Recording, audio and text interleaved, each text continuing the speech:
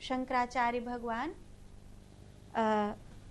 सत्संग करने के लिए जा रहे थे तो एक बूढ़ी माई मिली।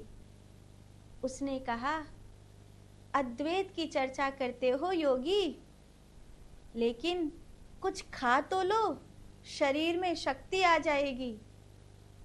तो शंकराचार्य भगवान बोले, शक्ति कुछ नहीं होती, परमात्मा ब्रह्म ही सब कुछ होता है।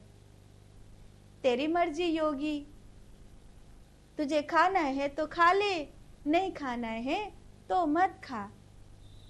ये ताजी ताजी दही लाई थी और सुना कि संतों की बैठक हो रही है और योगी चर्चा करने आ रहे हैं अद्वैत ज्ञान की, तो सोचा दही की सेवा कराऊं, अगर अच्छा लगे तो लेना, नहीं अच्छा लगे तो मत लेना। शंकराचार्य जी उस समय ब्रह्म की व्याख्या कर शक्ति कुछ नहीं होती कहकर चले गए। थोड़ी देर बाद ज्ञान चर्चा आरंभ होने ही वाली थी। पेट खराब हुआ, दस्त लग गए, गंगा जी के किनारे गए। कई बार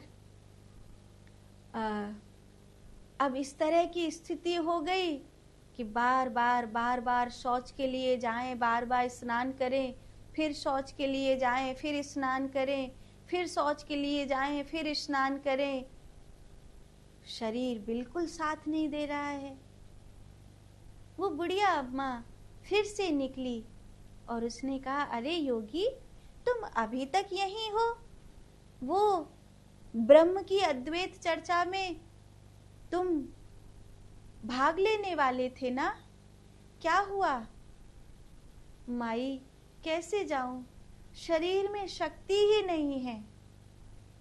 अभी तो सुबह ही तो तुमने कहा था कि शक्ति कुछ नहीं होती, ब्रह्म ही सब कुछ होता है। और उसी समय शंकराचार्य जी को आभास हो गया और उसने कहा, माई, तो कुछ भोजन के लिए लाई थी, क्या वो मुझे देगी? हाँ हाँ योगी, तुम पाओगे तो जरूर दूंगी, अभी लाती हूं। और उस बुढ़िया अम्मा ने दही, कुछ चिड़वा, कुछ उसके पास जो भोजन था वो कराया। शंकराचार्य भगवान स्वस्थ होने लगे और उन्होंने वहां शक्ति के लिए गीत गाए। अद्वैत ब्रह्म ज्ञानी होते हुए वो पूर्ण भक्ति से भरकर माँ की स्तुति गाने लगे। आश्चर्य हुआ कि ये ब्रह्म की चर्चा करने वाला योगी ये माँ की उपासना कैसे कर रहा है? ये तो ब्रह्म का उपासक है, फिर ये भक्ति की इस धारा को कैसे गा रहा है?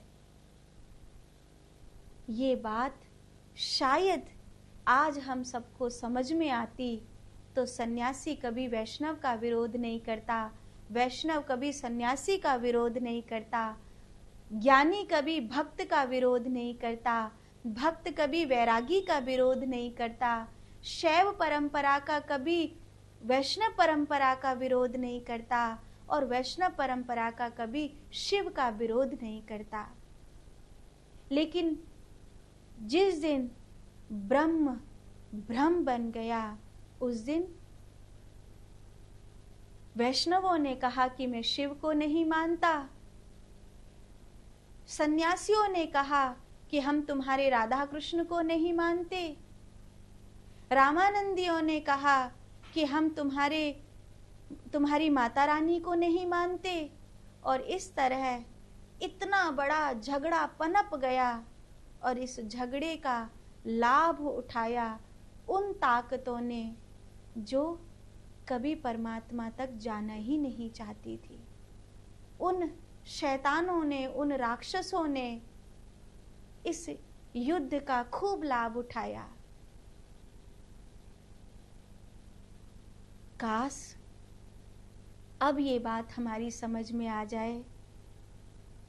मैं तो हमेशा से चाहती हूँ कि जो भगवत प्राप्ति के मार्ग पर सच में चल रहे हैं, जो सच में साधक हैं, उनकी जिंदगी में भ्रम ना हो, उनकी जिंदगी में ब्रह्म हो।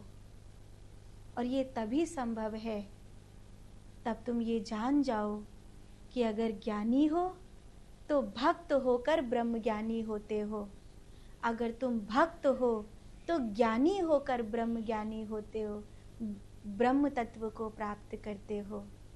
इसीलिए तुम ध्यान में प्रवेश करो। ज्ञानी होकर ध्यान में प्रवेश करोगे तो तुम परमात्मा की ओर जा रहे हो, और भक्त होकर ध्यान में प्रवेश करोगे तो परमात्मा तुम्हारी ओर आ रहे हैं। पर ये याद रहे, ये दोनों ही धारणाएं हैं, ये दोनों ही धारणाएं हैं। परमात्मा मेरी ओर आ रहे हैं, ये भी एक धारणा है, और मैं परमात्मा की ओर जा रहा हूँ, ये भी एक धारणा है। जिस दिन ध्यान घटित होगा, जिस दिन ध्यान में प्रवेश मिलेगा, उस दिन जब मैं थी तब हरि नहीं, अब हरि है मैं नाही। उस दिन मैं ही राधा हूँ, मैं ही कृष्ण हूँ, मैं ही गोपी हूँ, मैं ही यमुना हूँ, मैं ही ये लता पताका हूँ, मैं ही गोपेश्वर हूँ, मैं ही सीता हूँ, मैं ही राम हूँ, मैं ही पिंड हूँ, मैं ही ब्रह्मांड हूँ। और उसी दिन ये पता चलेगा सब कुछ तू ही है, तुझसे अलग कुछ भी नहीं, तुझसे अलग मैं भी नहीं।